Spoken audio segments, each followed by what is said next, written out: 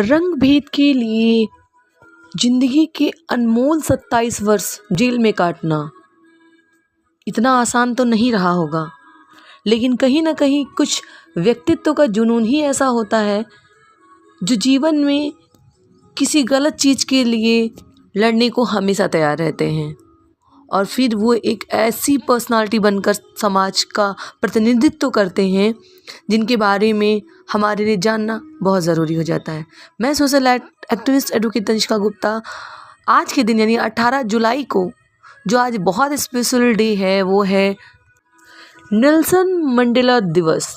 ये अंतर्राष्ट्रीय दिवस है जिसको पूरे विश्व में सेलिब्रेट किया जाता है और इनके योगदान की वजह से इन्हें याद किया जाता है।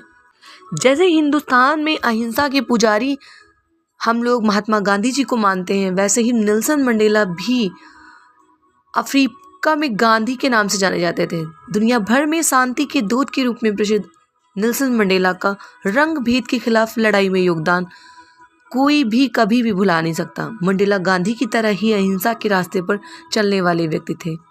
मंडेला ने रंग भेद के खिलाफ लड़ते हुए 27 साल जेल में काटे।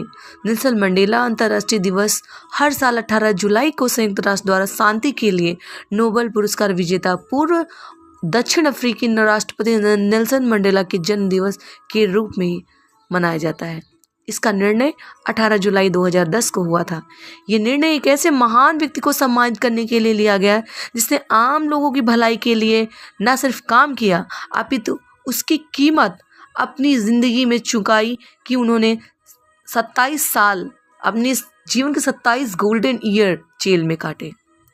1944 में अफ्रीकन नेशनल कांग्रेस में शामिल होने के बाद नेल्सन मंडेला ने रंग भेद के विरुद्ध आंदोलन छेड़ दिया।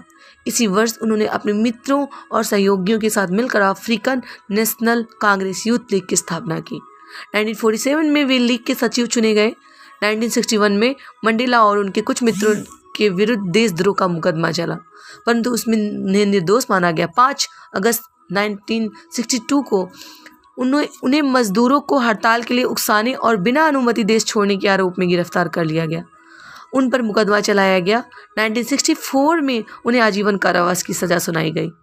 1964 से 1990 तक रंग भेद और अन्याय के खिलाफ लड़ाई के चलते उन्हें जेल में भी 27 साल बिताने पड़े। ये 27 साल उनके जीवन के गोल्डन पीरियड थे जिनको उन्होंने इतनी बड़ी मुहिम की कीमत के तौर पर उन्हें जेल काटनी पड़ी। उन्हें रॉबिन द्वीप के कारागार में रखा गया था जहां उन्हें कोयला खनिक का काम करना पड़ता था। इस दौरान उन्होंने गुप्त रूप से अपनी जीवनी लिखी। जेल में लिखी गई उनकी जीवनी 1994 में एक पुस्तक के रूप में प्रकाशित हुई जिसका नाम लॉन्ग वॉक टू फ्रीडम है। 27 साल कारागार में बिताने के बाद आखिर वो दिन आया जब वो जेल से बाहर आए। 11 फरवरी 1990 को उनकी रिहाई हुई। रिहाई के बाद समझौते और शांति की नीति द्वारा उन्होंने एक लोकतांत्रिक एवं बहुजातीय अफ्रीका की नींव रखी। 1994 में दक्षिण अफ्रीका में रंग भेद रहित चुनाव हुए।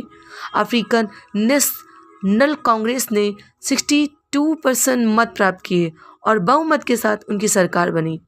10 मई 1994 को मंडेला अपने देश के पहले अश्वेत राष्ट्रपति बने।